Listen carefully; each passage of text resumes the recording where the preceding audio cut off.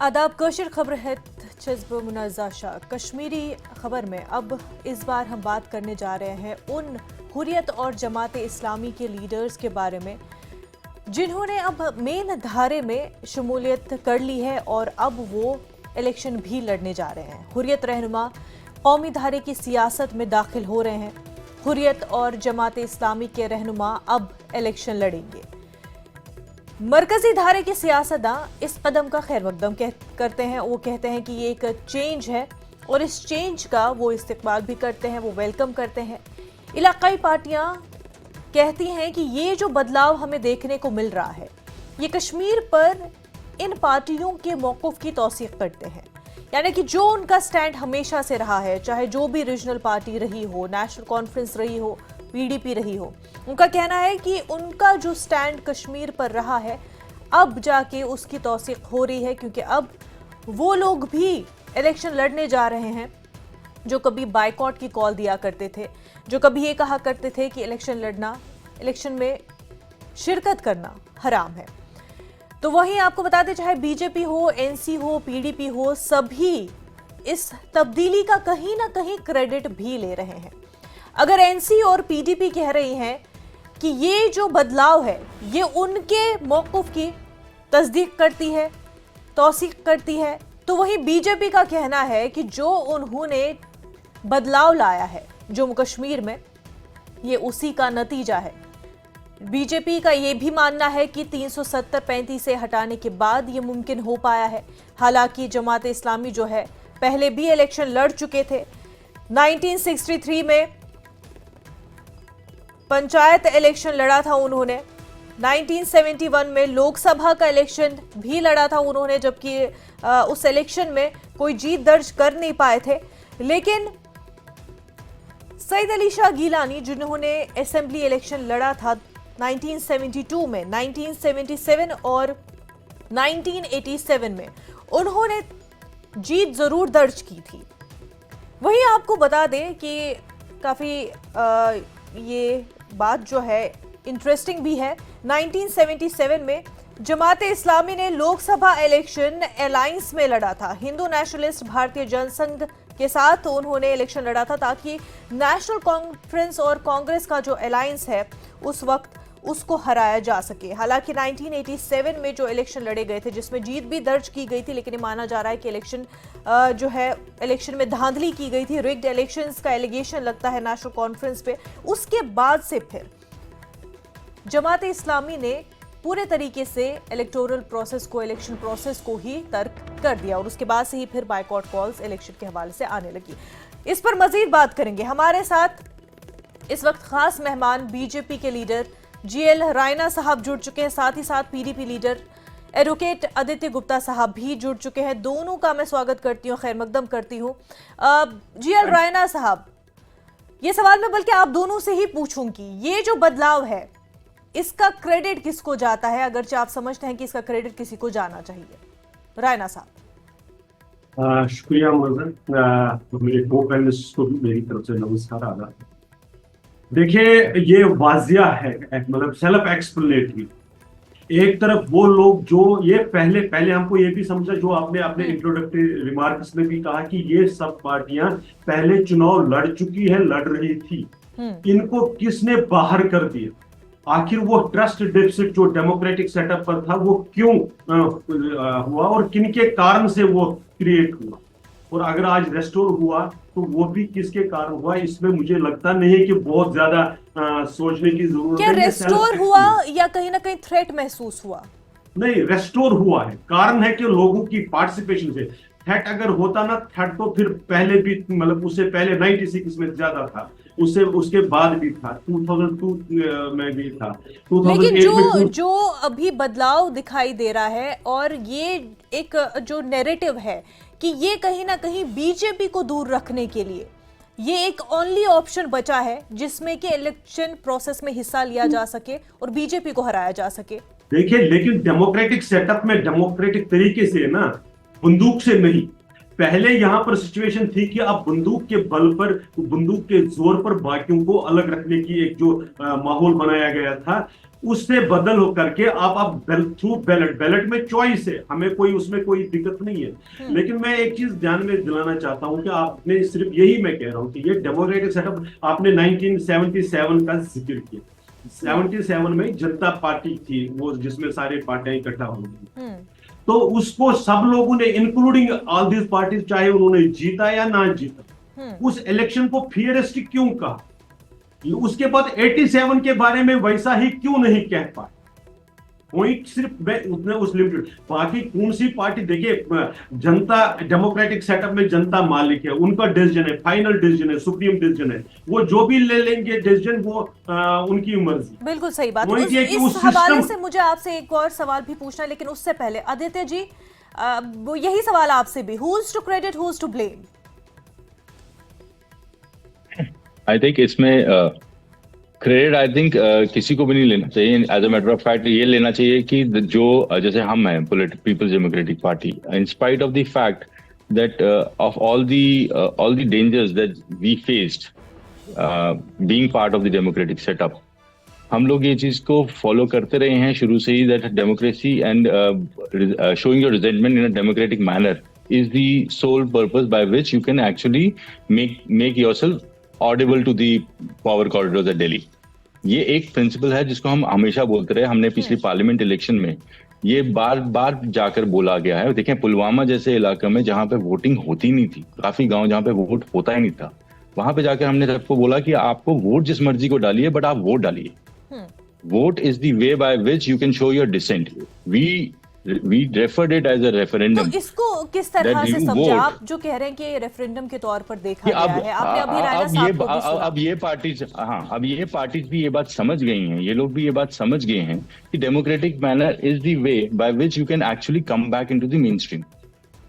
आपको अपनी, और ये रिजेंटमेंट एक शो करने का तरीका है। लोग जब बाहर निकल के रिजेंटमेंट शो कर रहे हैं तो there is a democratic manner in which people are actually believing that चलो ठीक है, डेमोक्रेटिक मैनर से करते हैं, because what has happened to them on 5th of August 2019 was something which was completely against their wishes. उस चीज को regent करने का ये तरीका है, और उस चीज को ये पार्टीज अब समझ गई हैं और ये लोग अब फॉलो कर रहे हैं। तो ये क्या जो एक नैरेटिव सामने आ रहा है आदित्य जी, कि जो लोग पहले कभी अब इतना अरसा गुजर गया, हाँ पहले जरूर 1970 में भी 1980 में भी इलेक्शन लड़ा गया था, लेकिन उसके बाद काफी अरसे तक, 3 दहाइयों तक इलेक्शन को बायकॉट किया गया, पूरी तरीके से तर्क कर दिया गया, बायकॉट कॉल्स मिलती रही, लेकिन अब जो है वो शामिल हो रहे हैं मेन धारे में। तो क्या ये माना जाए कि कहीं ना कहीं जो एक बीजेपी के खिलाफ, चाहे इसका फिर ये कहा जाए कि पीडीपी और एनसी ने जिस तरह की कैंपेनिंग भी की लोकसभा इलेक्शन में, एक जो डर कहे कि बीजेपी को दूर रखना है, वो एक रीजन है कि लोग आ रहे हैं और अब मेन स्ट्रीम में वो चाहते हैं कि नहीं, इलेक्शन प्रोसेस जो है पूरी तरह से होना चाहिए? या आप ये समझते हैं कि नहीं, कहीं ना कहीं जो रायना जी ने कहा कि माहौल बदल दिया गया है और अब वो फजा जो है वो चेंज हो गई है? देखिए, इसमें बीजेपी की पॉलिटिकल गेन के, पॉलिटिकल माइट के लिए कोई रीजन नहीं है, बिकॉज बीजेपी तो एक कंटेस्ट ही नहीं करती है in Kashmir valley parliament elections. You have seen कि तीनों सीट जो थी कश्मीर बेस्ड, उन तीनों सीट्स पे इनका तो नुमाइंदा ही नहीं था। सो वो इनको पॉलिटिकली दूर रखने का तो पॉइंट ही नहीं है। It's a simple thing, it's a strength by which आप अपना डिसेंट शो कर रहे हो कि 5 अगस्त 2019 को जो आपने अनडेमोक्रेटिक, पॉलिटिकली इनकरेक्ट मैकेनिज्म से आपने जो पावर्स वापस दी, जो आपने पहले खुद सरकार तोड़ी, आपने सरकार को खत्म किया पहले खुद। The way mechanism in which you created the governors rule into the state, वो इटसेल्फ वाज क्वेश्चनेबल। और उस चीज को, पॉलिटिकल माइट को यूज करके, ब्रूट मेजोरिटी को यूज करके जो आपने डिसीजन लिया था about Jammu and Kashmir, with its representatives being kept behind the bars, और कोई उसकी लेजिस्लेशन में कोई जवाब नहीं दिया गया था। अगर उस चीज को रिजेंटमेंट अपनी अगर पॉपुलेशन शो करना चाहती है, तो I think that is absolutely correct. It has nothing to do with political might of BJP, because BJP doesn't exist in Kashmir valley. That even you have seen कि इन्होंने ना नुमाइंदा भेजा और ना इस असेंबली इलेक्शन में इनको कोई वहां से कुछ इस बात पर जो है हम जरूर जवाब जानेंगे रायना साहब से। एक और खास मेहमान हमारे साथ जुड़ चुके हैं, जमात इस्लामी लीडर और अब से कुछ देर बाद उनसे ज़रूर जुड़ेंगे। सायर अहमद रेशी साहब हमारे साथ जुड़ेंगे, जो कि जमात से वाबस्ता रहे हैं और अब इलेक्शन भी लड़ने जा रहे हैं, उनसे भी बात करेंगे। रायना साहब क्या कहेंगे, कश्मीर में कोई वजूद नहीं बीजेपी का, ये वजह भी क्या समझी जाए कि जिस तरह से बीजेपी की जो जम्मू कश्मीर की अपनी कैडर है वो नाराज़ है और जम्मू में भी नाराजगी देखी गई, तो क्या स्ट्रांग अभी तक होल्ड नहीं हो पाया है बीजेपी का जम्मू कश्मीर में और खास तौर से कश्मीर में? देखिए, ये कुछ पार्टियां चाहे अपने गुनाहों को, पिछले पापों को छिपाने के लिए कोई भी नैरेटिव पुश करे, वो लोग समझते हैं। मुझे ये बताइए, 1967 तक जो प्रोसेस यहाँ पर चल रहा था इलेक्शन, उससे कौन सा डेमोक्रेटिक सेटअप कहा जाता है? यानी एक वो नाम बड़ा क्या कहते हैं उसको, बदनाम जमा खालिक डीसी का नाम चलता है, सारी पॉलिटिकल पार्टी जानते थे कैसे अनअपोज्ड, जिसको ये ब्रूट मेजॉरिटी कहते हैं, वो ये होती है कि 75 के 75 अपोजिशन लीडर्स के पेपर्स आप रिजेक्ट करें और अपने लोगों को जिताकर ये कहें कि ये कॉन्स्टिट्यूएंट असेंबली है, उसको ब्रूटनेस ऑफ मेजॉरिटी कहते हैं। आप देख लीजिए 67 तक कितने लोग यहाँ अनअपोज्ड, क्योंकि आप बाकियों के पेपर्स रिजेक्ट कर दें। रही बात बीजेपी या उसके पूर्व अवतार की, आदित्य जी शायद नए हैं पॉलिटिक्स को कश्मीर के, खासकर उनको 71 के जो 72 और 67 के इलेक्शन रिजल्ट्स को भी देखना चाहिए। भारतीय जनता पार्टी तब भी एग्जिस्ट करती थी और सिर्फ इलेक्टोरल पॉलिटिक्स में नहीं तो संघर्ष में हमेशा। लेकिन हमारा ये मैं इसको पूरा कर दूं, मैं इसमें से ये कहना चाहता हूं कि रैना साहब का ये कमाल है, रैना साहब शुरू करते हैं 55 से और 71 में जाकर रुक जाते हैं। What we are discussing is today. क्या आप आज की बात नहीं करेंगे? लाइक आज की हम बात कर रहे हैं। आप अभी आपने कहा कि हमने नया कश्मीर बनाया है 2019 के बाद, उसके बाद एक पार्लियामेंट इलेक्शंस होती है, उस पार्लियामेंट इलेक्शंस में आपके पास नुमाइंदा नहीं है, ये दिखाता है that you do not exist politically there. Jammu में आज आपकी ये कंडीशन है कि आप 10 से 12 सीटों के आसपास इन अ ट्रैजेक्टरी आ रहे हैं। You have basically lost the ground. आपका अपना वर्कर आपके खिलाफ एजिटेट कर रहा है, इट इज क्वेश्चनिंग, आपका अपना वर्कर क्वेश्चन कर रहा है पीएम मोदी के डिसीजन को, कह रहा है कि गलत है। Isn't it? You have lost ground और आप हमें प्रवचन बांट रहे हैं। देखो, आपको कश्मीर की आपकी प्रॉब्लम ये रही है रैना साहब, बीजेपी की हकीकत है सारी, क्योंकि आपके जो जम्मू में लीडरान है और जो कश्मीर में लीडरान है, नाराजगी है, तो ये नाराजगी फिर इसका असर जो है आने वाले चुनाव पर भी दिखेगा। तो क्या इस सब जो सिचुएशन बनी हुई है और अगर पार्टी हाईकमांड उसको टैकल नहीं कर पा रही है, तो कहीं ना कहीं उससे तो आदित्य साहब जो कह रहे हैं वो सही साबित हो जाता है? नहीं, मैं आपको एग्जांपल देता हूँ बाहू कॉन्स्टिट्यूंसी की। 3 दावेदार अपने फेसबुक पे लिख रहे हैं कि अब अगली कॉन्स्टिट्यूंसी बाहू, पार्टी के लीडर 3 लोग लड़ रहे हैं। ये हर पार्टी की पोजीशन है, सिंपल है। जब आपको लगता है कि इस वक्त विनिंग सिचुएशन है, बहुत से एस्पायरेंट्स हो सकते हैं, लेकिन भारतीय जनता पार्टी का कार्डर बेस होने के नाते, भारतीय जनता पार्टी की पॉलिटिक्स का अपना एक दायरा होने के नाते हमारे यहाँ कॉन्फिडेंस है कि हम सबको मना लेंगे, उनको एश्योर करेंगे कि भैया ये फाइट सिंपल सिर्फ एक इलेक्शन जीतने की नहीं है, ये उस नैरेटिव की ये है जो कश्मीर में हमने नेशनल कॉन्फ्रेंस के जो मैनिफेस्टो है उसमें देखा। उस प्रकार के उस लड़ाई में कितनी इंपॉर्टेंस है इस सारी चीज के। और कश्मीर में ये जो आदित्य जी शायद बीजेपी की लिस्ट नहीं देखी है कि बीजेपी के कितने कैंडिडेट्स कश्मीर में इस बार भी लड़ रहे हैं और हमेशा लड़े हैं लोकसभा को छोड़कर। चलिए ठीक, आदित्य जी कुछ कहना चाह रहे हैं इस पर, तुरंत से आपका रिएक्शन इस पे चाहूंगी। देखिए बड़ी सीधी सी बात है ये, जो आपको एडमिट करना पड़ेगा सर, जो आपकी पॉलिसी रही है वो कंप्लीटली कश्मीर सेंट्रिक रही है last 5 years, as a result of which you have lost, not as a result of which, let me complete। आप डिसएग्री कर सकते हैं, मैं आपको अपना ओपिनियन दे रहा हूँ। मेरा ओपिनियन ये है कि जो आपकी कश्मीर सेंट्रिक अप्रोच रही है, and that you have your absolute silence in Jammu when it came heavily on Jammu. अगर मेरे को साथ में बोलने की इजाजत, Jammu is the only city in the country, आपने उसको नेग्लेक्ट किया सर। नहीं, उससे रोजगार। ये चर्चा हम जरूर आगे करेंगे, लेकिन अभी जो मेन हमारा इशू है वो ये कि हुर्रियत और जमात से जुड़े हुए जो लोग हैं वो मेन धारे में आ रहे हैं, इलेक्शन लड़ने जा रहे हैं। इस बात का, इस कदम का, इस बदलाव का खैर मकदम करती है पीडीपी एनसी। बीजेपी का इस पर क्या कहना है? क्या आप भी वेलकम वेलकम उसी तरीके से उतने ही खुले दिल से कर रहे हैं जितना कि पीडीपी और एनसी, क्योंकि नहीं, पीडीपी और देखिए, एनसी ये भी दो कह रहे हैं कि जो बैन लगी हुई है वो भी हटा दें। नहीं, देखिए दो चीजें हैं। हमारे यहाँ कुछ कंसर्न्स भी है। हमने जमात इस्लामिया का जो शुरू किया, उनका जो पहली पॉलिटिक्स देखी है, उसमें एक्सक्लूशन पार्टी का है। तो अगर वो सारी चीजें चेंज हो जाती है, पॉइंट सिर्फ डेमोक्रेटिक सेटअप में पार्टिसिपेशन एक सिर्फ पॉलिटिकल स्ट्रेटजी के नाते नहीं है, अगर जेन्युइनली चेंज ऑफ हार्ट है, वो आने वाले दिनों में देखा जा सकता है। वो एक इस कदम पर हम डिसीजन नहीं ले सकते, क्योंकि पर हमने ये जमात चेंज इस्लामिया ऑफ की हार्ट है और इस चेंज ऑफ हाँ, हार्ट का नहीं, मेजरमेंट क्या नहीं, है, नहीं। ये कौन कैसे डिसाइड एक्शन मैं पार्टी आपको की बताता हूँ, एक्शन इसमें फ्यूचर में दिक्कत होंगी, है। वो बताएंगे। It will depend on that. ये सिर्फ इस तरह से कहने से नहीं होगा ना। इसका जवाब नहीं मिलेगा, तो इसका इसलिए जवाब उनका आपको कुछ मैं बता सकता हूँ। कॉन्स्टिट्यूशन है, फॉर बताइए, एग्जांपल अदिति जी। कॉन्स्टिट्यूशन क्या कहता है, देखो, तो उस कॉन्स्टिट्यूशन में क्या बदलाव बीजेपी आता है। बीजेपी से ऐसी बहुत आपको सी इसके बातें ऊपर कोई एक रिएक्शन नहीं नई मिल बात सकता, बिकॉज अगर बीजेपी जमात इस्लामी को एक्सेप्ट करती है यहाँ पर जम्मू कश्मीर में, तो उसकी रेपरकशंस इनके पॉलिटिक्स को नेशनल वाइड पड़ती है।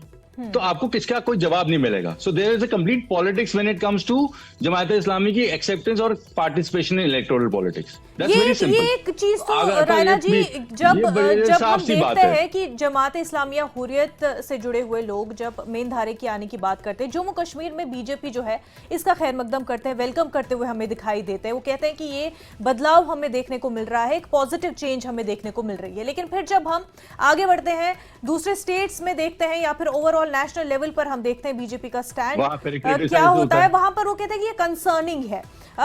इंजीनियर रशीद इसकी एग्जाम्पल है, एक मिसाल है, जिन्होंने जीत तो दर्ज की लेकिन उसके बाद जो है एक कंसर्न वाला वाइब या इस तरह के स्टेटमेंट जो है बीजेपी में दिए गए कि ये इनका जीतना, इंजीनियर रशीद का जीतना कंसर्न है। जब जम्मू कश्मीर में इस चीज का वेलकम किया जा रहा है बीजेपी की तरफ से, फिर बाहर नेशनल लेवल पर इसका इस तरह से अप्रोच क्यों किया जा रहा है? वो चीजों को कंफ्यूज करें। उनके जीत के बारे में तो नेशनल कॉन्फ्रेंस का ज्यादा सख्त, खासकर उमर अब्दुल्ला का रद्द-ए-अमल तो बहुत ही ज्यादा नेगेटिव था। मैं उसको, उन्होंने तो बारामूला के सारे वोटर्स को ही सेपरेटिस्ट टेंडेंसी वाला बता दिया। हम वो नहीं, हम क्लियरली कहते हैं जमात इस्लामिया का एक अपना एक रिकॉर्ड है, उनकी एक्शन उस रिकॉर्ड को सबस्टेंशिएट करती है। भारतीय जनता पार्टी एक मैच्योर पॉलिटिकल पार्टी होने के नाते वेट करेगी। एक कदम सफिशिएंट नहीं है कोई डिसीजन लेने का। हम उनके कॉन्स्टिट्यूशन में जो कुछ बातें लिखी हुई है, उस कॉन्स्टिट्यूशन में वो कैसे बदलाव करते हैं, उसको वो कैसे जो डेमोक्रेटिक सेटअप के साथ कैसे कोऑप्ट करते हैं, ये इशू देखने वाला है। हमने अभी बांग्लादेश में देखा है कि जमात इस्लामिया के साथ जुड़े हुए जो लोग हैं, उनका एक्शन कैसा रहा है। ये हमारे लिए नहीं, सब के लिए कंसर्न है। जमात इस्लामी जिसकी आप बात करें बांग्लादेश की, उससे जम्मू कश्मीर की जमात इस्लामी थोड़ी जुड़ी हुई है। ये टेक्निकली भी है। मुस्लिम लीग भी केरला की कहते हैं कि हम पाकिस्तान की मुस्लिम लीग के साथ नहीं है, लेकिन जो लीडर कल तक मुस्लिम लीग जब 47 से पहले थे, वो कहां गए? रहना सर, जब हम इस तरह का स्टेटमेंट देते हैं, हम अपने जो मुल्क में लोग हैं उनको कहीं और मुल्क में जहां पर कुछ कॉन्फ्लिक्ट चल रहा है या कुछ प्रॉब्लमेटिक चीजें हो रही है उसके साथ जोड़ते हैं, तो ये इसका इफेक्ट जो है अपने मुल्क में बहुत ज्यादा ड्रास्टिक हो सकता है और इससे नफरत भी फैल सकती है। नहीं, नफरत हम नहीं फैला रहे हैं, बिल्कुल नहीं। नफरत वो फैला रहे हैं जो कह रहे हैं कि हमारे यहाँ जिम्मेदार लोग कह रहे हैं कि Bangladesh will be repeated in India. वो लोग नफरत फैला रहे हैं। हम सिर्फ ये कंसर्न एक्सप्रेस कर रहे हैं कि जमात इस्लामिया की जो भी पार्टी है, उनका एक एक्ट है, उन्होंने अभी एक एक्टिव पॉजिटिव एक्ट दिखाया।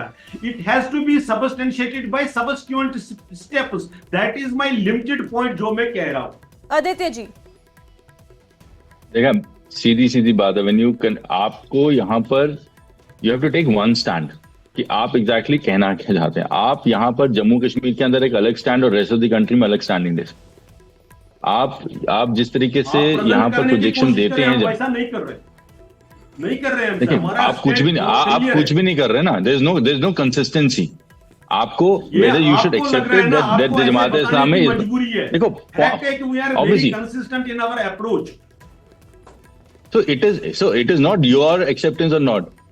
आपको अगर लगता है कि जमात इस्लामी का मेन स्ट्रीम होना चाहिए, तो आप you should accept the fact they should get mainstream. हम तो कह ही रहे हैं, mainstream is the answer to the system. Democratic setup में फ्रीडम है, This देखिए, there तो should हम not यहाँ be पर any बात kind of कर रहे हैं कि objection. डेमोक्रेटिक सेटअप में आ जाए, उसका खैर मकदम करते हैं। हम पहले बुला भी रहे हैं, फिर उसके बाद हम शक की नजरों से भी देख रहे हैं, उसके बाद शक की कई तरह नजरों से नहीं, देखिए ना, कौन फॉर एग्जाम्पल कॉन्स्टिट्यूशन है या बाकी जो पीछे की बातें, हम उनको तो आप व्यू करेंगे ना, आप उनको चलिए ठीक। देखना हमारे चाहेंगे। साथ एक और खास मेहमान सायर अहमद रेशी साहब भी जुड़ चुके हैं। खैर मकदम है सायर साहब आपका। ये बदलाव को आप किस तरह से देखते हैं और ये बदलाव क्यों?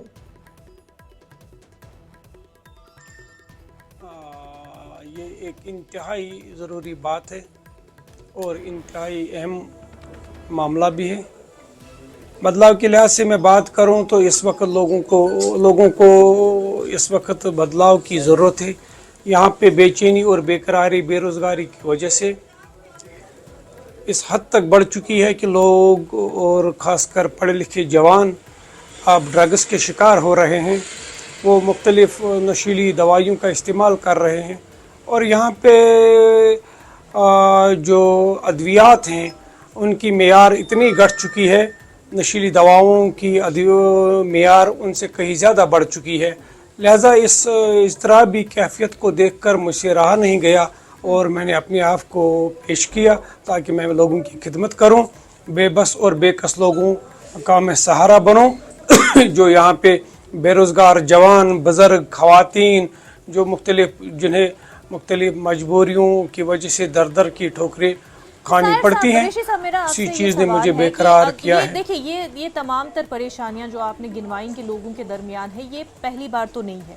3 दहाइयों से भी ये परेशानियां थी, लेकिन अब ऐसा क्या हो गया कि अगर इतने सालों में कभी इलेक्शन प्रोसेस में हिस्सा न लिया, पर अब जरूरी हो गया?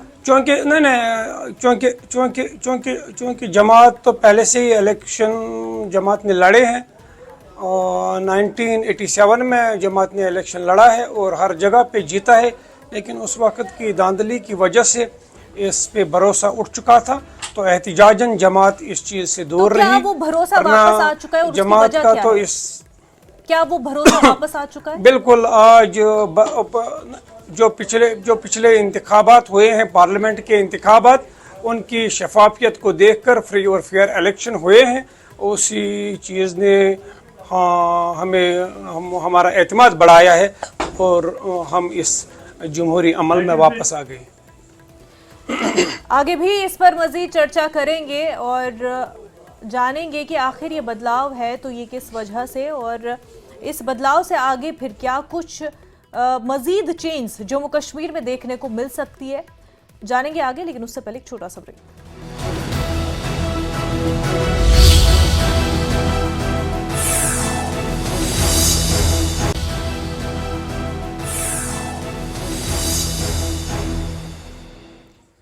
ब्रेक के बाद खैर मकदम है आपका। एक जो बदलाव हमें जम्मू कश्मीर की सियासत में देखने को मिल रहा है, ये इसको हर एक पार्टी, चाहे जिस भी रीजनल पार्टी की या फिर नेशनल पार्टी की हम बात करें, इसका खैर मकदम तो ज़रूर कर रहे हैं, लेकिन इसकी वजह को समझने की कोशिश करें। हमारे साथ 3 खास मेहमान जुड़े हुए हैं, आदित्य साहब, रायना साहब और सायर साहब भी हमारे साथ बने हुए हैं। सायर जी, कुछ पॉलिटिकल ऑब्जर्वर्स का ये भी कहना है कि ये जो बदलाव हम देख रहे हैं, इसकी वजह कहीं ना कहीं ये भी हो सकती है कि जमात इस्लामी चाह रही है कि जो बैन लगी हुई है वो हट जाए, तो इस वजह से एक टैक्टिक भी इस्तेमाल में लाया जा रहा है।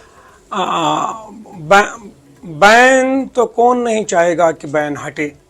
हमने बैन के हवाले से एक पैनल भी बनाई थी जो काम कर रही थी और ट्रिब्यूनल में भी बहुत मेहनत के बाद ये उम्मीद थी कि बैन हट जाएगी इस बार, और अगर बैन हटती तो जमात एज ए पार्टी इस इलेक्शन में होती, लेकिन बदकिस्मती से ऐसा न हो सका और जमात ने इंडिपेंडेंट कैंडिडेट ही खड़े कर दिए। आदित्य जी, बैन हटनी चाहिए नहीं, महबूबा मुफ्ती का अक्सर ये बयान आता रहा है कि बैन हट जानी चाहिए। उमर अब्दुल्ला ने भी ये बयान दिया है कि एक पार्टी के तौर पर फिर जो है इस चुनाव में वो लड़ते अपने निशान के तहत। ये तो अच्छा है ना, अगर एक पॉलिटिकल यूनिट की तरह तौर पे लड़ेंगे तो it's better, more the merrier है। यहाँ पे जितने ज्यादा लोग पार्टिसिपेट करेंगे इलेक्टोरल प्रोसेस में उतना अच्छा है। और अगर जमात को लगता है कि वो रिप्रेजेंट करते हैं to a section of people, तो इट इज ऑलवेज गुड कि वो रिप्रेजेंटेड हों।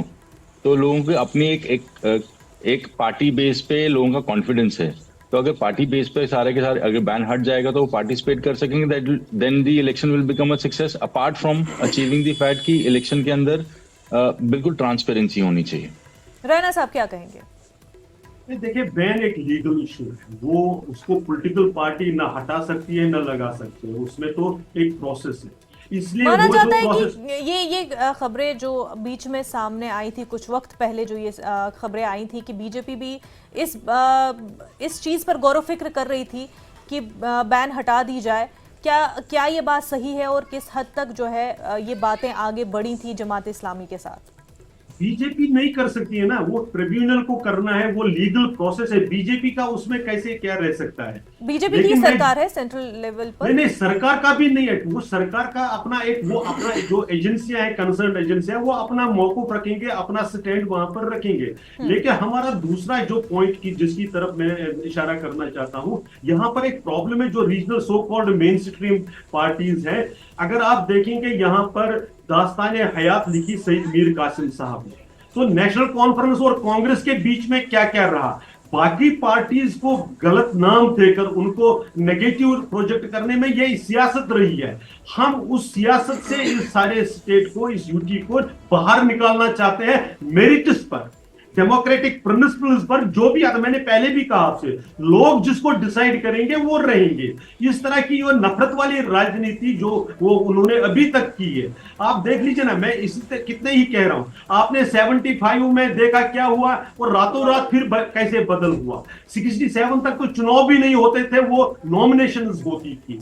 तो इस पर जो जवाब जो है इन्हीं से चाहेंगे। साहिर साहब, ये जो माहौल बदल गया है, क्या ये कि माहौल बेहतर है और माहौल अब साजगार है जमात के लिए कि वो इलेक्शन में आ सकते, क्योंकि बातें उठी थी कि माहौल तो मैं as independent candidate Kulgam constituency से मैंने अपने कागजात भरे हैं, तो पिछले 2 दिनों से, मैं 3 दिनों से इलेक्शन कैंपेन चला रहा हूँ।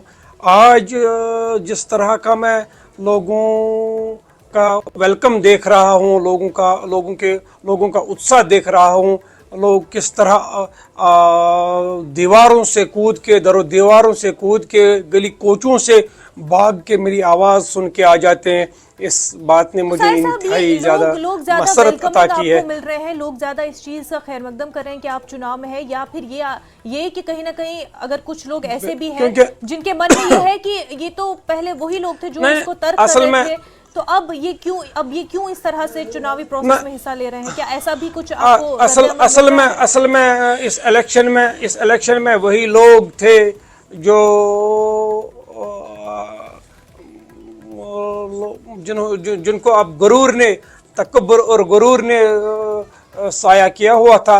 अब इन लोगों से इंतहाई ज़्यादा परेशान हुए हैं, लोग इंतहाई मुतनफिर हैं इन लोगों से। लोग चाहते हैं कि कोई अच्छा इंसान आगे आ जाए, पढ़ा लिखा इंसान आगे आ जाए। क्या आप नेशनल कॉन्फ्रेंस और पीडीपी की बात कर रहे हैं? नहीं, मैं तमाम जमातों की बात कर रहा हूँ, मैं एक जमात की नहीं बात कर रहा हूँ, मैं तमाम जमातों की बात कर रहा हूँ। लोग इनसे छुटकारा चाहते हैं। वोट भी दिया गया, ये भी कहा गया कि हाँ, जिन पार्टियों को हम पहले दिया गया है,